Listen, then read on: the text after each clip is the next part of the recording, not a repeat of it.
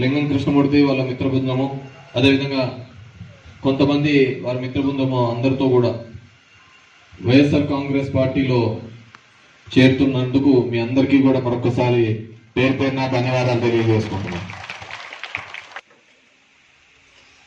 Telugu Desam party పెట్టినప్పటి నుంచి కూడా మన ధర్మవరానికి చూసుకుంటే కేవలం 3 సార్లు మాత్రమే, నేను 2 సార్లు, మా నాన్న ఒకసారి ఎమ్మెల్యేగా ఇక్కడ గెలుపొందడం జరిగింది.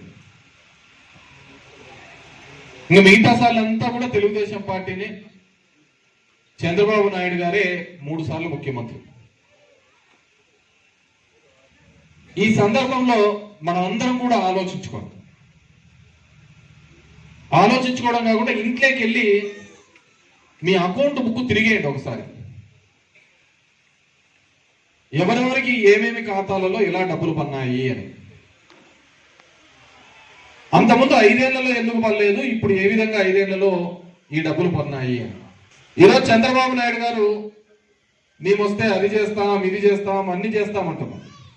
ఆయన ఫస్ట్ టైం ఏం కాలే, ఇప్పుడు ఆయన మొదటిసారి ఏం కాలే. ఎవరితో పొత్తులతోనో ఇంకో విధంగానో మభ్య పెడుతూనే వస్తూ ఉన్నాడు. ఆయన మొదటిసారి అయితే అంటే ఫస్ట్ టైం అవుతాడుప్ప, ఏదో చేస్తాడంటలే అని చెప్పి చూడొచ్చు.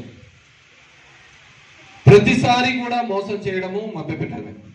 2014లో చూసినాం మనకంతా. చాలా మంది ఇక్కడ మహిళా సంఘాల్లో ఉన్న వాళ్ళే ఉంటారు.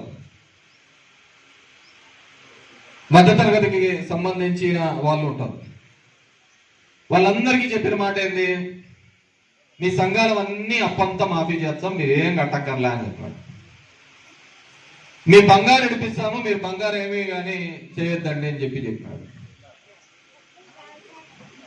మీకు మగ్గం ఉంటే చాలు 600 రూపాయల నుంచి 1000 రూపాయలు చేస్తాను అని చెప్పడం జరిగింది. ఏమైనా చేసినాడా అని అడుగుతున్నా, చేసే ఆలోచన చేశాడా అని చెప్పి అడుగుతున్నా. సెంటిమెంట్ అంట, ఇల్లు కట్టుకుంటే ఓడిపోతామని చెప్పి. ఇల్లు కట్టుకుంటే ఓడిపోయింది కదరా, ఇంటికాడ లేకపోతే ఓడిపోతారు. జనాలకు అందుబాటులో లేకపోతే ఓడిపోతారు.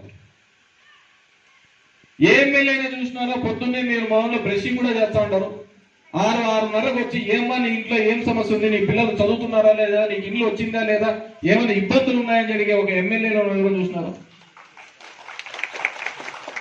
సొంత మన పిల్లనిచ్చి మామగారు అడగరు, వాళ్ళు ఎప్పుడో పండగ వచ్చినప్పుడు అడుగుతారు. మేము 6 నెలలకు ఒకసారి, 3 నెలలకు, 4 నెలలకు ఇంటికి వచ్చి అడుగుతాను, ఏమ్మా ఏమి ఇబ్బంది, ఏం పడుతున్నారు ఏమని. పలకరించే నాతుడు లేడే.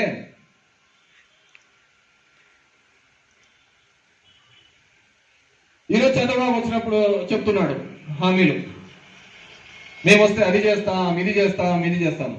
ఏం చేస్తాడయ్యా నువ్వు అంటే, మేము వాలంటీర్లను అట్లే ఉంచుతాం, సచివాలయాలను అట్లే ఉంచుతాం, ఇంకో పథకం అట్లే ఉంచుతాం. మరి ఇన్ని అట్లే ఉంచేటప్పుడు జగన్ రెడ్డిని కూడా అట్లే ఉంచితే సరిపోతుంది కదా.